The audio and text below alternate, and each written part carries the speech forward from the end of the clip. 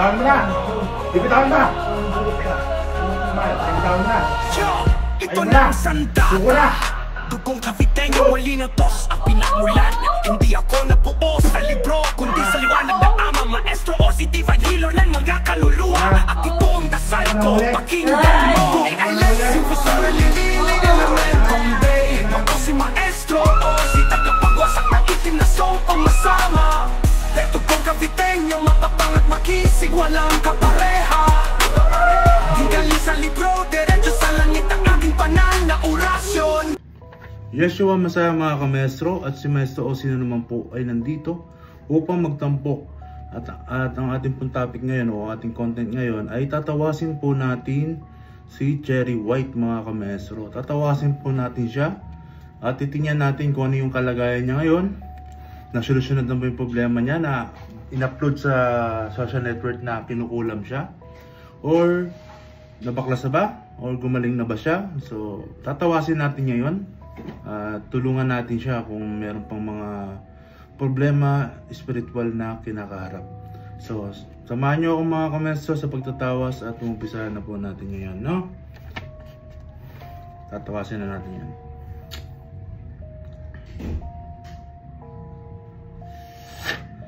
Kasi itong si Cherry White mga kamestro ay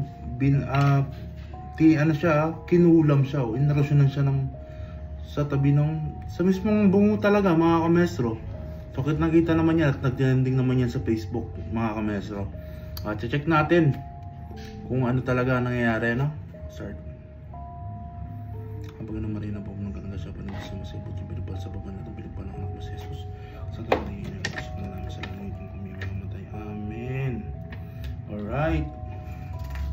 Nasunog. Tapos pala kung meron pa to. Lipat.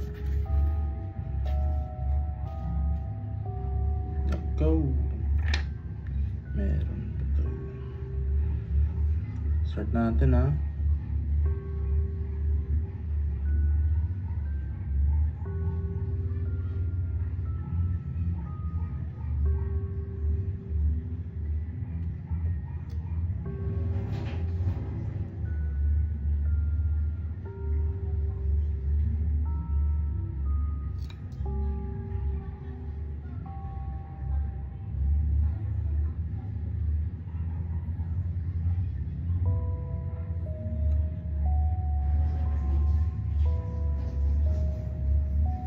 Kitang-kita.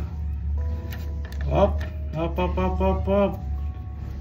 Lalaki to mga kamestro, kitang-kita natin, no? Pinagawa niya to, no? Pinagawa niya sa marunong, no? Bayarang mangkukulam. So meron pang natitira na kaunting karga mga kamestro at kitang-kita pa sa tawas.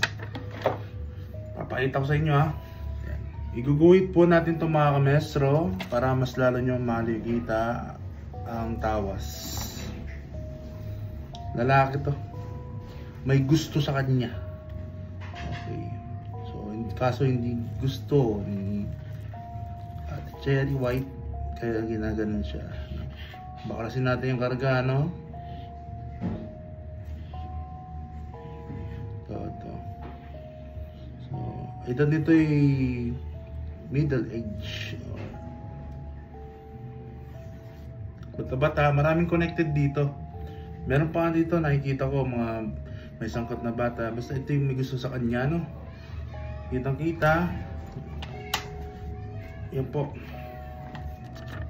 Ayan yung itsura, no? Kitang-kita. Tulungan natin to, no? So, ito yung nagpakulam. So, ano pang gagawin natin? Baklasin na natin to, no? Ano nga pala, bago nga pala baklasin, ano yung ginagawa kay Cherry White? Ang ginagawa kay Cherry White ay ginugulo yung isip, ginagawa siyang lutang, so irritable, sinusumpa siya, pinitatanggal sa sumpa para malasin sa buhay, pinapapangit ang tsura, inuumpisahan pa lang to, hindi pa naman to matagal, no? At buti na agapan, okay? So yan po kitang-kita. Babaklasin ko na po mga kamestro, no? Para tapos na ang paghihirap o ano mang ginagawa kay Cherry White. Kitang-kita. Yan, no? Ako na bahala dito. babaklasin natin. Diyos sa mga nakastasan na makapangyarihan sa lahat na may lalang ng ito lupa, sa pamamagitan mo paano sa sapagitan ng pagkasimba ng Espiritu,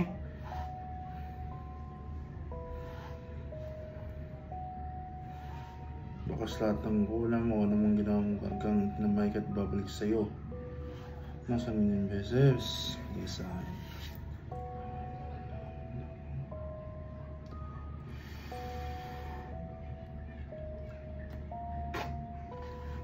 Okay, baklas na. Alright, pasalamat sa Diyos at natulungan natin to si Jerry White, no? Content natin kasi kitang-kita naman natin na kawawa yung tao. Marami siya natutulungan.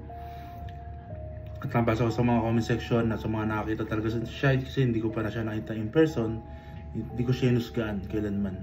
Nag-observe lang ako sa paligid sa social network pero marami akong narinig na mabuting tao at tumutulong sa mahirap at tumutulong. Family oriented to si Miss Ate Cherry White, no?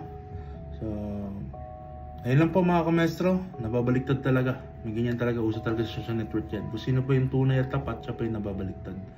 So, maraming salamat. Sino pa yung mabait, sino pa talaga may genuine heart, sila pa rin nababaliktad. So, maraming salamat mga kamestro. Ito po ang tawas ko kay Cherry White, kitang-kita at naagapan naman natin at nabaklasan natin at naselyuhan naman natin. Alright mga kamestro, paalam po. At kung nagustuhan nyo yung mga ganitong content, pwede kayong mag-request kung sino ang gusto nyo tawasin natin or kung sino yung mag-request ng mga orasyon na gusto natin itampok dito sa YouTube or Facebook, ay malaya lang po kayo. Malaya lang po yung mag-comment dito. Maraming salamat po mga kamestro. Hanggang sa muli. Paalam. Pax.